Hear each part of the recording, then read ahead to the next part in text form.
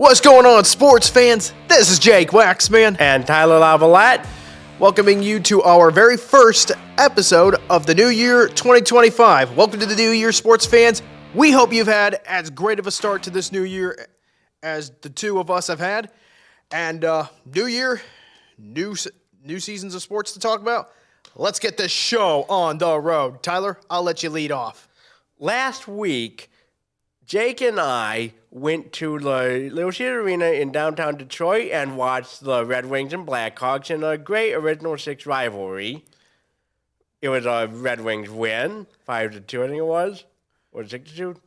But regardless, even though Jake's Blackhawks were not the victorious ones, it was still a good time that we both had at the event. Absolutely. Both of us. All right. Would I have liked to have seen my Blackhawks win? Yeah, that's for sure. But that being said, it doesn't mean I didn't enjoy it. The game, as Tyler mentioned, 5-3 score. I was happy to see more of a fight in my Blackhawks in this game than most games. Because usually, like, when the Blackhawks lose this season, it's like either like a 4-1 or a 5-1 loss. It's just like, okay, they get one goal and then that's it. They actually showed a lot of fight in that third period and to start the game. And me and Tyler, to prove that we actually had as fun of a time as we could have, we got some clips to show you. Let's roll that first one, please. So this was a clip I took in the first period. Blackhawks had just scored their first goal of the game to tie the game at 1-0, thanks to Ryan Donato, and with a Connor Bedard assist. And something I want to mention real quick from this angle, and you're going to notice this when Tyler's clip rolls. The angles for both of our clips are going to be very, very different. I'm going to make mention of this real quick. Me and Tyler Lavalette to start. We were with Logan. To start things off, we were sitting in the wrong seats. We had the right row, if I'm correct, but the wrong section. Yeah, we were ended up being in a corner area, and we had to walk a little bit to get there. Actually on the first intermission or something, because they got some people said that we were in their seats. Like Jake said, right row, right seating part, but wrong section. Yeah, so bit of an adventure for us to start. I thought we were in the right seats at first. Thankfully, though, when these people told us, hey, we were in their seats, it was, I think, during the intermission. So this whole mistake could have been a lot worse. We eventually found our seats and got into the correct row, but you could say a goofball moment to start things off for our first sporting event in attendance for 2025 for me and Tyler. And there were plenty of other things that we saw in this game that we'll talk about. Right back to you, Tyler. Absolutely. One of those things we saw was Alex Johansson's first career goal during the third period. If you can just roll that clip, please. Yep, it's him, and you see the crowd going crazy. I'll just tell about the end of the pyro going off there. So, yep, first time goal for him. Hey, special moment. Even if it's not the team that you're rooting for, to be in attendance in a game in which a young hockey player gets his first NHL goal, it's special. So, congrats to that young man on his first NHL goal. Of course, this being a week ago, but a lot of special moments from this hockey game and a lot of other things we saw. In addition to a first-time goal being scored, there were some unusual things. Okay, I just got to be honest. This is something I've noticed in every Detroit event that I've been with Tyler. You just can't go to one of these sporting events and not hear Jared Goff. Go for it, Tyler. Unfortunately, I wish I took footage of, but I didn't. But, yes, we heard the Jared Goff chanting in Detroit. Now, if people said that back in the 90s, you were at Lions game at the Silverdome, you would hear the Let's Go Redwings. So it's not that uncommon in Detroit sports for fans of one team to also support the other teams in their home city. Absolutely. I'm just going to say this. If Detroit hasn't, handed him the key to the city, okay, just give it to him. Even no matter what the Lions do this postseason, just give him the key to the city because he's done a lot. He's earned this respect because of the way, not only the way he's played football, but and the way he's kind of reinvented himself in Detroit. But he's literally in a way, had a positive impact on this community. So these chants, sometimes as unusual as I think they are when they break out at hockey games, it's okay. It's warranted, to say the least. And aside from that, I guess the other funniest thing that I'll remember from this game is this fan who he had to have been he has to be a single or a season ticket holder. Sorry about the butchered language there. This guy was on the screen a lot, and what's he do once he gets on the screen? Sip the beer. I'll let Tyler tell you about this one. Yeah, they kept showing him with a cup of beer, and he just casually sipping it, minding our own business. So that's probably... And we just cheered it and ate it up. Yeah, or drank it up. Yeah, that one. I was like, okay, if this guy isn't like a Detroit sports fan legend already, what are we doing around here? Because, hey, he was stealing the show in my mind. Like, all the attention away from the game, like during the breaks. Like, whenever they had an opportunity to get him on the big screen, okay, the cameras were doing, the people who work in the cameras, they were doing everything they could to get him on the screen. And he was making the most of that time. Mm-hmm. So these are just some of the things that we saw from the game. And like I said, really good hockey game, a lot of action, plenty of offense on both sides. It's good to see the Blackhawks score some goals. Like I said, it's a team, the hockey team that I'm rooting for, in a very long rebuild, okay? It's going to take some time. There's no doubt. It's not going to shock me. It doesn't shock me too much, okay? There are going to be more painful memories like this before this rebuild is complete. They're waiting for their younger prospects right now and working with the veterans that they had. But there was also a really big game for Teuvo Teravainen of the Blackhawks, who had 2 goals. And at one point, the game was, I think, 4-3, and it was really close before the Redwings got the final goal, or an empty netter, to terminate the competitive phase of the game. But really, it was a good, fun hockey game to go to. I had a blast with Tyler. Saw a lot in that game. Yeah, it was a lot of fun. And you know what? Fantastic way to start a new year. That it was, Jake. That it was. You going to give me any more of a hard time or shenanigans? Yes, because the Red Wings, up until Tuesday night, had a good start to their January with wins. Unfortunately losing to the Sharks, but then winning on Thursday night, helping to continue a good month for the city with the Pistons and the Lions as well. But yeah, enjoy the long rebuild. You're gonna be waiting. You know what? I guess that's just what I get for being spoiled by a three Stanley Cup dynasty from the the decade of the 2010s. And fair enough, okay? I'll wait my turn. We had our run. We got to rebuild. We got to pay up still. Mm-hmm. So, obviously this, so far, it's not been the start of the 2025 that the Blackhawks have wanted either. I mean, the Winter Classic went really, really horribly wrong. Lost 6-2 to the Blues. It was really difficult to watch.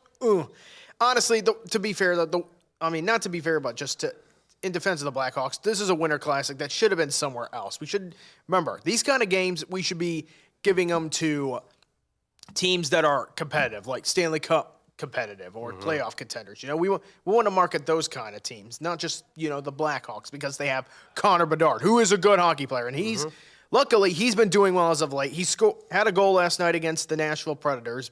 Unfortunately, the Blackhawks would lose that game in OT 3-2. So it's a good thing we got Connor Bedard, because this rebuild, it is long and it is painful. Yeah. And speaking of the Winter Classic, they're doing it next year in Miami. Ooh, Miami. So if I had to guess, I'm guessing it's between the Panthers and maybe the Lightning. Am I correct, Tyler? Rangers. Lightning are hosting a Stadium Series game. Oh, okay. Stadium Series. They do those as well. Those I remember. Yep. So, hey, honestly, really fun experience with Tyler Lavalette. Always glad to go see the Blackhawks, whether they win or lose. And like I said, hey, as a Blackhawks fan, sports fan, I'm not going anywhere. I know this rebuild is painful, but I'm not going anywhere. Like I said, I've been spoiled by as a fan. I've been spoiled by the success of the Blackhawks. I can't give up on them now. I never will. All right, forever my hockey team, win or lose. That's where I leave this subject. Fun hockey game overall. Likewise, that's good to hear. Anyway, we have 3 straight days of football this weekend. That's right. So we're going to start with talking about the NFL playoffs, or the divisional round, as they call it. So shifting gears into football, and more football. We got, like I said, divisional round games. We'll start with the AFC side of things. And I just got to say, these matchups on the American Football Conference side of things, really, really intriguing. You've got Houston traveling to Kansas City. And then we got a gauntlet of a matchup between Baltimore and Buffalo. Yep. Holy cow, Tyler. Yeah. What say you about these matchups? Those are some good matchups on paper. I would be surprised if the Texans managed to pull off the upset and beat the Chiefs. And it's possible, but everyone's predicting the Chiefs to win, though. So it's hard to really see who's going to be right and wrong based on just predictions alone, you know. Absolutely. Here's the thing. The thing that, when I looking back on the wild card round, one of the bigger surprises was the Texans-Chargers game. I for sure thought the Chargers were going to win. The Texans, they not only won the game, they dominated. That defense got pressure on Justin Herbert, and they ate up the Chargers' offensive line. There was not much that Coach Harbaugh could do to help elevate the Chargers past the Texans at that point. So, it's been kind of an up-and-down season for the Houston Texans, but maybe, just maybe, they have found something that could help them against the Chiefs.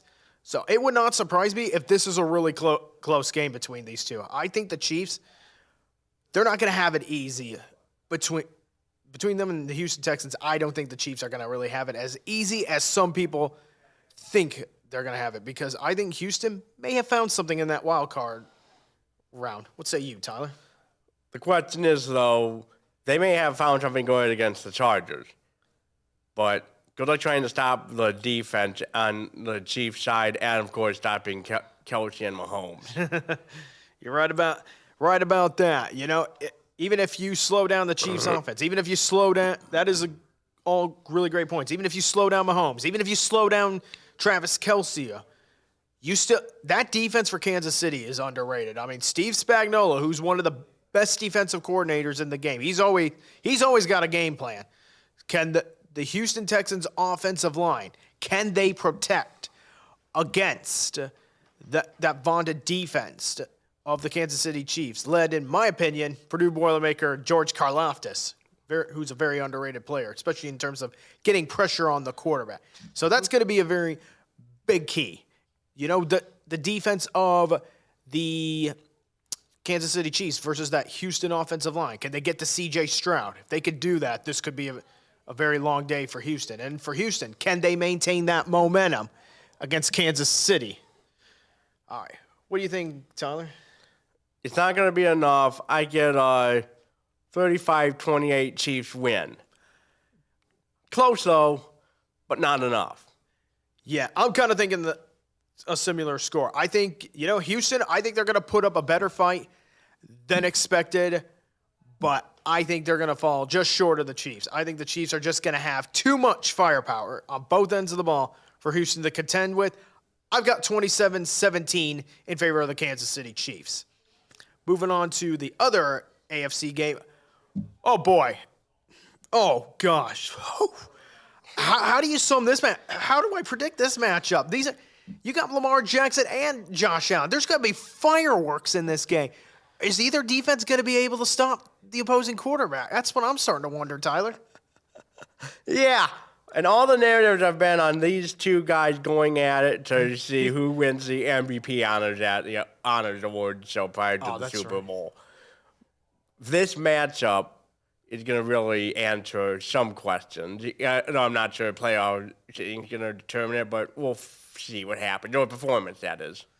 Absolutely. One thing is for certain, of course, I'm overwhelmed just thinking about this because this could be a gunslinger show. These are two quarterbacks that love not only to use their like they could use their legs when they need to, but if that don't work, they could throw the football and find anyone they want to get the football too, and with explosive results. It's that crazy. These are two of the best offenses in the NFL, and sadly, something's got to give. Okay, someone's going to lose this game, and it is very hard to tell who's going to win this game. Now, with that being said, I'm gonna make my best estimated guess. I'm going 42-38 Buffalo Bills. And I'm picking the Bills only because they are pretty much in the snow of Buffalo. Home field advantage. Yeah, I feel like the Bills have that advantage pretty well. You can't say about Ravens because they obviously have to go there. And I give that snow field advantage the win to the Bills for that one. 49-42. These two teams are going to have some high-scoring opportunities. So I see the touchdown opportunities high as well. And so do I. High score. The one thing me and Tyler both agree on, this game screams all offense and no defense. It's going to be good. But it'll be fun to watch. Yes. All right, we're going to shift gears to the NFC side of things. And all right, Tyler, I know you've been waiting for this. We're going to now get into Commanders at the Lions. I'll let you start. Oh, this is going to be good. It's funny, the Commanders-Bucks game was the only wild card game that was not a blowout. And the reason that the Commanders are here because of that last-second favored doink field goal. It's going to be fun now that they have to go to the Motor City and play the 1 seed in the NFC in Detroit, who had the week off to relax. We're getting guys like David Montgomery back, which will help on offense. And I'm sure some guys on defense are coming back too. The thing is, Jaden Daniels, I think it is the guy. That guy's mobility is going to be a concern. How can we stop him? That's going to be a big question mark. Absolutely. I agree with just about everything you're saying here. That week off, very critical for the Lions. Need to get some of those key pieces back. And not just David Montgomery, as you mentioned. They do need that. The Lions, yes, they could desperately use that 1-2 punch in the running game that they've had all season between Gibbs and Montgomery. Mm-hmm. One thing I'll be watching for in terms of the Lions is how many guys they get back on defense. And one name I'm keeping an eye out for, yes, because I have a Purdue bias, Derek Barnes. But he's a critical piece of this Lions defense. And, of course, last year he had the game-winning interception versus Tampa Bay to go to the Lions' first NFC championship since against formerly the Redskins in 91. Yep. So this match is personal. Yeah, so it kind of feels like a vintage matchup. So, like you said, like Tyler mentioned, Jaden Daniels, who would have thought this would have been a playoff matchup? I did not see this coming. This is not what I had in my bingo card. No. I mean, I saw the Lions in the divisional round this year, but the Commanders? At first, like, now I would be like, I'm not surprised. But early to start the season, if you would have told me the Commanders would be facing the Lions in the postseason, I probably would have been like, okay, we'll see. But Jaden Daniels, man, he's already arrived, and he is balling out. And that is, like Tyler said, biggest concern for the Lions. How are they going to limit Jaden Daniels? Stopping him may be impossible, but that doesn't mean they can't limit him to what they want to do. Back to you, Tyler. Yeah, but not like I see a lot of good players on their offense as well. I mean, sure, they got journeyman Zach Ertz, but besides that, what else do they have that could really be a threat to watch out for? That I don't feel too concerned when you think about that, but it's not like I should just treat these guys lightly. Absolutely. And to answer your question, if you're the Lions, I would be doing homework on Terry McLaurin. He's Washington's best wide receiver, and he's had a pretty big season. So I think Jaden Daniels, he'll be looking for Terry McLaurin throughout this game. Could the Lions cover him? Or they got pieces in the secondary. Just a matter of, execution and all that stuff. So this is a really intriguing matchup. And I think another thing it's going to come down to, because both teams have pieces. And, the Lions do not want to overlook this Washington team because Jaden Daniels, he's a stud. He's a baller. He's going to be a stud in this league. Mm-hmm. So and then you got Jared Goff, who's been red hot all season long. Can he keep maintaining that momentum? And the Lions, they got depth everywhere. Offense, defense, special teams. Dan Campbell, how much is he going to roll the dice? Lots of things to look for. One thing I'm going to be keeping my eye on, the pressure. That's going to be the big thing, the pressure. Who is going to be able to handle it in this divisional round? And I think that is something that could make the difference. Daniels is good, no question. He's going to be a great quarterback, in my opinion.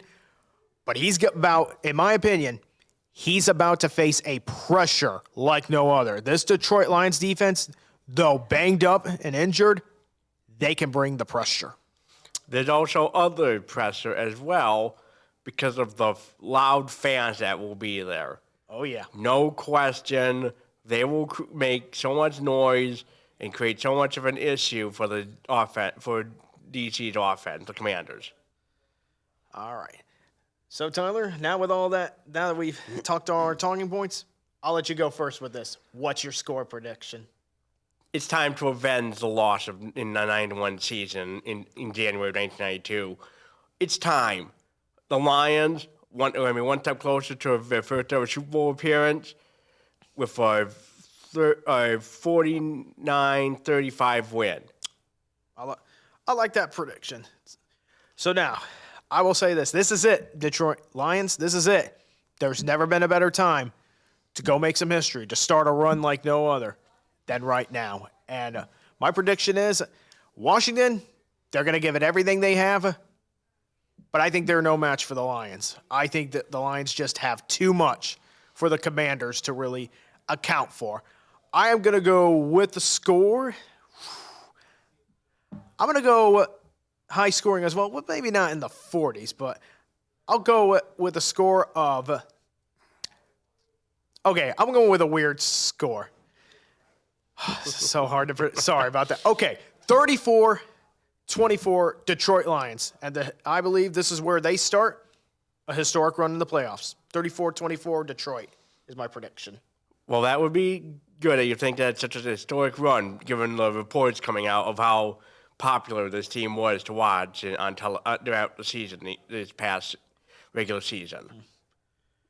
And before I close off this game, just want to make one final note. Motown, man, get ready. Bring your best. There's nothing like there's never been a better time to make history than now.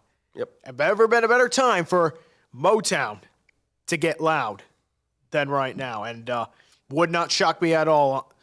Whenever that, for guys, the game on Saturday or Sunday. It is tomorrow night. Okay, just want to make sure. Saturday night, do not be shocked if Motown is as loud as it's ever been. And to think, a decade or so ago, people used to have paper bags over their heads. Not anymore. One final game in terms of the divisional round. We got the Rams. We got the Eagles. This matchup to me is very intriguing because you got an Eagles team that's been solid all year against a Rams team that might just be getting red hot. And they're getting healthy. They got a lot of their pieces back. They are playing good football, and they played great football against the Minnesota Vikings. Sam Darnold was seeing ghosts again. I was thinking the same thing. Take it away. The ghosts return. This time, the ghosts that Sam Darnold was seeing was the Rams' defense. They were all over him and his offensive line. That was just crazy. That was probably the biggest shock for me in the playoffs. And I thought there's a possibility the Rams could upset the Vikings, but I did not expect the score to be as lopsided as it was. That was the key. You know what? Sam Darnold was the key to the whole thing for the Vikings. Pretty much if he is not on his game, then the Vikings are off. They went as far as Sam Darnold, pretty much. And goodness. Go ahead, Tyler. Yeah. And also, kudos to the Cardinals for what they did to help the Rams out in the wake of the wildfires. Absolutely. Good job by the Bedwell family. The Rams, my huge thanks. And give the Rams props. They turned the University of Phoenix Stadium, or whatever it's called now. State Farm Stadium. State Farm Center. Thank you. So they turned I know it wasn't their stadium, but they turned the beautiful State Farm Stadium into their own home field advantage and beat the crap out of the Vikings in that game. And now they're coming into Philadelphia. They got to be feeling good about themselves. They got momentum against an Eagles team. An Eagles team to me that it's kind of a mystery to me. Like, they're good, don't get me wrong, but how good really is this Eagles team? That's kind of a mystery to me. And maybe the NFC outside the Lions is kind of a mystery to me, but I just don't know what really maybe to expect from this Eagles team. What do you think, Tyler? Yeah, it's really hard to tell. Sometimes they have games good with Saquon Barkley and Hurts. Other times it just Hurts, Barkley taking time off. It's just hard to really tell. Offense and defense can be good. I mean, they're the 2 seed in the overall NFC standing for a reason. But, yeah, I got some concerns about them. Who knows? I mean, we saw how they played against Green Bay. And I got those concerns. Can they keep it going after having to play last week? It's a very valid concerns, you know. How healthy is this team? Maybe not. I mean, I wouldn't say they're like limping, but you know, it's not like they're 100% either. And I mean, you mentioned the concerns about Hurts too. Will he be 100%? And this Eagles team, you know, do they really have that momentum, or is it a team that? Okay, they've played a Packers team that really had kind of limped it, had kind of struggled getting into the playoffs. Mm-hmm. So this Rams team, you know what? I just right now this Rams team, they're playing good football. And that kind of team, and the kind of team that you have to play, who's getting healthy and playing the right kind of football at the right time, that's a dangerous team to play against. So, one thing that also could prove to be a factor in this game is the snow. It's supposed to snow in Philly from what I heard. So will that affect the Rams and maybe benefit the Eagles? That could be another thing. So both teams very good, and I do think this is going to be a close game. However, I'm kind of feeling the upset here. I'm going to roll with a score of 30-27 in favor of the Los Angeles Rams. Ooh. See, this is where I kind of have to disagree with you on the score line because mainly for selfish reasons and personal reasons, having family in the New Jersey area, I want to see a Lions-Eagles NFC Championship if we take care of our business tomorrow night. I want the Eagles to come to Detroit. I want to be able to trash talk with my family.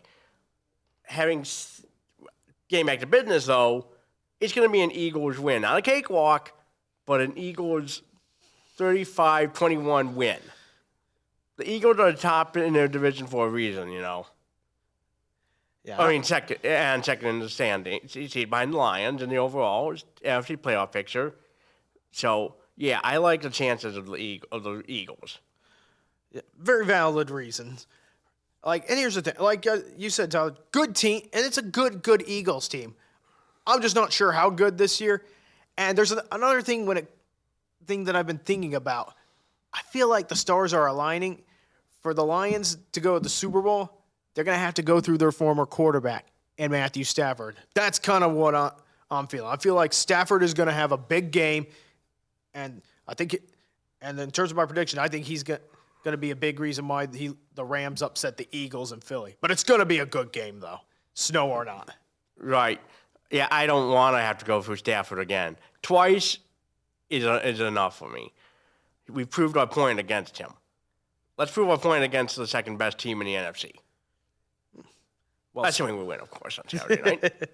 Hey, well spoken there. Either way, I think the Lions will have a good matchup. If the Lions take care of business on Saturday, and then between the Rams or the Eagles, either way, that's going to be a good matchup. There's storylines in both of those matchups. One just never knows. So those are our predictions for the divisional round.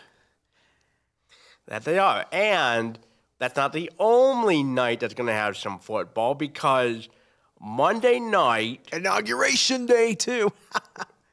And MLK Day, of course. There's the College Football National Championship game in the new 12-team playoff format set to take place in Atlanta, Georgia. Absolutely. This is it. Two teams who we thought were never going to be in this position. Even I could not have seen this coming. It's the Fighting Irish of Notre Dame against the Ohio State Buckeyes. Both of these two teams, they have faced adversity throughout the season. And when the playoff field was first released, never in my wildest dreams did I think these two teams, Notre Dame and Ohio State, would be the last two teams standing. Did you see this coming, Tyler? Not at all. Notre Dame it's crazy. Notre Dame was the first team that played a home playoff game on campus in the 12-team playoff format. Mm-hmm. And they get to take the prize money after each round with them all to themselves. No need to share a conference. And now they took care of Indiana and Georgia and Texas. And now here they are. They're in the finals. Yeah, and who had Marcus Freeman's team playing well, doing good? Not many people outside of South Bend. I was gonna say, I certainly did not see this coming, especially in the very beginning of the year, because both of these two programs, starting with Notre Dame, second game of the season, they lost to Northern Illinois in an upset. It was a huge upset. And I thought, this could be a very damaging loss. But they often say, hey, adversity can make or break you. It made this Fighting Irish team. They responded really well to this adversity, and they have built up, not only they built up a great resume for the college football playoffs, each and every game that they've played, against Indiana, against a great Georgia team, they have proven their iron and their worth. Iron sharpens iron, and they have can't overlook Penn State. Sorry about Penn this. State. Yep. Penn State, Georgia, Indiana, all fantastic teams, and Notre Dame beat them all to get to this point. They had to fight and claw for every point. And this team right now, a lot of it has to do with the fact Marcus Freeman, he is doing a wonderful job coaching this team. They are where they are right now because he's learned a lot in his third season. And here's something else that Notre Dame fans are going to like. How about this? In just 3 seasons as the coach at Notre Dame, Marcus Freeman has done something that Brian Kelly very rarely did or has never done. He's won not one, but 2 of the biggest bowl games in all of college football. They won the Sugar Bowl and they won the Orange Bowl. When it came to New Year's Eve, Brian Kelly could never win these games. And Brian Kelly says he left Notre Dame because he couldn't win there. Well, guess what? Sorry, Brian, but it was never Notre Dame. It was you. Marcus Freeman, he's got it all figured out there. I'll let you respond, Tyler. Yeah, that is just, wow. Just unbelievable. Maybe it was the coaching culture and the golden helmets we're dealing with all that along. Yeah, but pretty much as of right now, Notre Dame is playing like they have the right guy leading the way. And here's the thing. Brian Kelly, he's a good coach, okay? I'm not saying he's a bad coach. He's a good coach, but he was not the right fit for Notre Dame. Simple as that. Notre Dame fans, they'll tell you, we don't miss him. And clearly not right now, because right now, I mean, sure, Brian Kelly took him to a national championship, but now so is Marcus Freeman. Freeman right now is doing a great job. Anyway, now shifting gears in terms of the Ohio State Buckeyes. Who would have thought they'd be here after losing to Michigan? This is a Michigan team they had the best opportunity to end a 3-year losing streak to, and they lost that game, and everyone was like, oh boy, time to fire Ryan Day. Even I was like, there's questions about Ryan Day, but I will say this. Ryan Day, regardless of how this run ends for Ohio State, Ryan Day has made me eat my words. He really has. He's made a fool of me. He's made me look so incredibly stupid because he's doing a great job on that sideline. And this Ohio State team has rallied since that loss. And, you know, even guys like Kyle McCord, they're playing some of their best football at the right time. Go for it, Tyler. Michigan fans are definitely seething at the possibility that the team they beat for the 4th year in a row could be national champions. That is just crazy. Buckeye fans, of course, weren't exactly happy with Ryan Day with how that game turned out. Now he's about to lead them to a championship title if they can win. And we'll get to predictions soon, but still, that guy, how his heat man to not catch on fire is just crazy. I know it's hot, but it just hasn't exploded. How? Like you said, sometimes adversity can make or break you. And you know what? In the case of both of these teams, and you know what? Before I get into that, this college football playoffs, glorious chaos. And I absolutely love it. So far, I really like this playoff format, and I hope everyone else is enjoying it because it makes things a little more wide open. Because who would have thought we'd have this matchup? Battle of two teams who have faced adversity, who faced embarrassing and humiliating losses. Both their coaches have rallied their teams, and now one of them is going to have the best ending possible to this journey that they've been on. And one conference is losing its dominant stranglehold position. Yes, if there's the biggest thing I've learned, regardless of how the championship game goes for college football, the biggest thing I learned this season is, all right, the SEC, every conference has good years and bad years. The SEC, they were not as good as advertised this year. They'll be better in future years, but this season alone, no, SEC, you were not the best conference. Nice try. Yeah, it just means more. My you-know-what. Well, as Tennessee found out, it meant a lot more for Ohio State. And as Georgia found out in the Sugar Bowl, it meant a lot more to Notre Dame. And Texas. They weren't even an SEC member before this year. And still, it meant more to the opposition. Or in this case, Ohio State. Now, I will say this. Now that we're ready to get to predictions, and the thing I'm going to look for, coaching. That's going to be the big thing, coaching. Mm-hmm. All right, who's going to have the edge? Is it going to be Ryan Day or is it going to be Marcus Freeman? Because both these guys, they got momentum. Who's going to out-coach who? This could be a defensive battle, too, because both these defenses are great. Both these coaches, they, in a way, specialize in defense. So who is going to have that edge? That is something I'm going to be looking for. Can Notre Dame's defense get pressure on Will Howard? Can Ohio State's defense get Riley Leonard out of his rhythm? You know, the only way to find out is to watch this football game. But that's the biggest thing I'm going to be watching for. All right, Tyler, I'll let you go ahead. Yeah, that's the thing. You know what? These two teams have met before. You know how they got lost, but in this past season. So it's going to be a fun rematch no matter what. This is what much of college football is not expecting. Some were dreading all SEC. Mm-hmm. Now we got this matchup. Two Midwest schools in states next to each other. Amen. And they're in the Southeastern Conference's biggest market area. Who had that coming? That's right. Regardless of who wins this game, the big winner is going to be the heartland of America, as we call it. That's the Midwest, as we call it. And we're in the Midwest, so we're represented by two teams in the Midwest, and at the end of the day, one of them's going to come out on top. All right. With all that being said, you know what? I feel like Marcus Freeman has his team on a high. And, my brain says something a little differently, but you know what? This is going to be one of the few times in terms of making sport predictions where I am going to go with my gut. And my gut is telling me Notre Dame's going to upset Ohio State.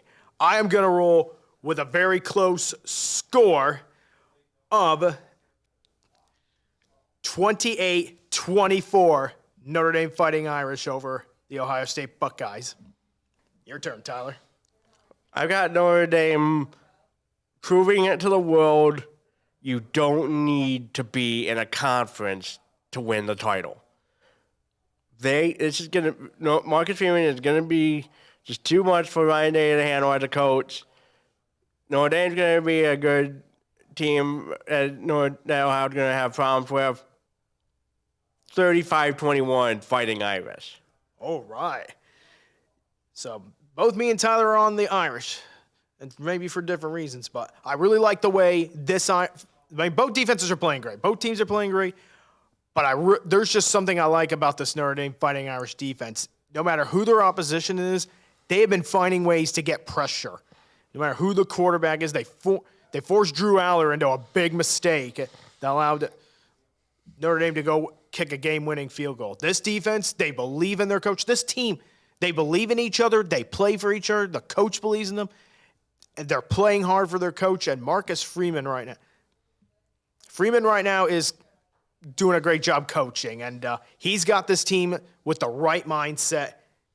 And same with Ryan Day. But with all the reasons from a great defense to a coach with a very focused mindset and knows what he's up against, I'm going with Notre Dame over Ohio State.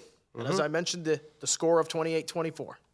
Yep, I've said my reasons as well, and my scoreline as well. All right. So, sports fans, with all that said, we hope you enjoy all the football this weekend because it is so much football. Yeah, it is. It is going to be exciting to have 5 games in such a short time span of 3 days. Enjoy while you can, because after this weekend, we're going to only have 2 conference games on next Sunday, the meaningless Pro Bowl games, and then the big game itself. And we'll definitely be making all those predictions on the conference championship and the Super Bowl when we get to them in due time. Yep, all in good time.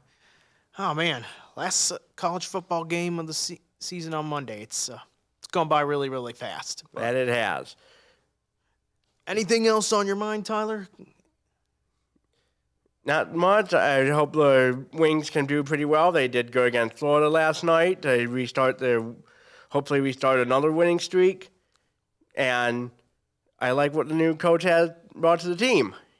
Yeah, they look good so far. Like I said, long rebuild for my Blackhawks. I still really like Anders Sorensen as a coach, and he's got Connor Bedard going. All right, he's got Connor Bedard out of a slump and into a point where he's averaging a point a game, which is really good. And right now, that's where the Blackhawks, okay, long rebuild, but we got to develop Connor Bedard. He's only 19. We got to get him on the right track. And right now, Anders Sorensen is doing pretty much just about everything he can to not only get Bedard on the right track, but keep him there too. Yes. So that's how I feel about that. And on a smaller subject, coaching search for the Bears. I mentioned that Mike Vrabel's off the table for the Bears. So, oh, man. I'm also hearing it's a 2-horse race between Ben Johnson and Mike McCarthy. I actually wouldn't mind Mike McCarthy if we can't get Ben Johnson. But, oh, gosh darn it, we better get Ben Johnson. That's all I got to say as a Bears fan. We got to get him. We got to beat out the Raiders and the Jaguars. Give him what he wants. Those 3 teams are going to have to keep waiting. At least we can hope so. That's all I can say. It seems kind of inevitable that he's going to be at one part of the Campbell's coaching tree is going to be going away, but that's still going to be important to get some of that Lions coaching experience no matter what. Yeah. I just hope right now that my Chicago Bears have the patience to wait until after, at least, whether it be wherever it might happen, okay? Okay, wait. If you're the Bears, play the waiting game. Be patient, all right? Wait for the guy you want. If you really want Ben Johnson, wait as long as you need to for him, all right? Believe me, it's gonna be worth it. Come on, Bears. For freaking once, do the right thing, okay? Hire the right guy. Wait if you have to. That's all I got to say about this. Oh. I can't actually say much except what I just said earlier. So, yeah. You hope for the best, Bears. You hope for the best. That's right. Anything else on your mind, Tyler? Or any other news that we need to know of sports-wise? Or not really. I'm really looking forward to seeing what IndyCar has with Fox going forward. Will Buxton is set to be their new play-by-play voice, leaving Formula One TV. Jameson, Cliff, and Townsend Bell are joining him as well. We will get the pit announcers and those doing the studio show for the Indy 500 down the road. Absolutely. It'll be March before you know it, Tyler, and there'll be a new IndyCar season. And like you, I am looking forward to a new auto racing season, especially IndyCar. And of course, and just one other final thought. Purdue plays Oregon this weekend, and that's a big game for Purdue basketball as they're looking to extend that winning streak to 7 games. And Purdue has been on a really significant West Coast trip right now. They just just barely escaped Washington with a win. They're going to need to be at their very best. They're going to start strong, play for the full 40 to beat a really good Oregon Ducks basketball team. Hopefully, if they can play well enough, they'll find a way to come away from the West Coast, or this West Coast trip, 2-0. We'll see what happens. I'll tell you what, Ty, your Michigan Wolverines, they're looking pretty good in basketball, too. Lost a close one against Minnesota, though, but we'll see how they rebound in a few days when their next game is.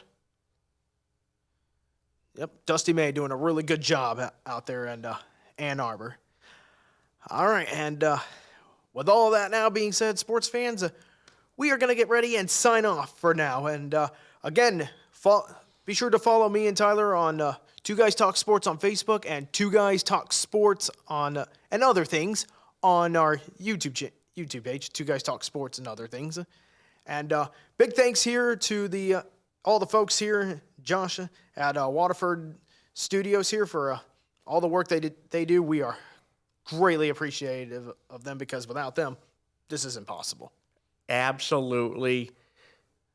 It is important to thank these wonderful folks enough for letting us do this.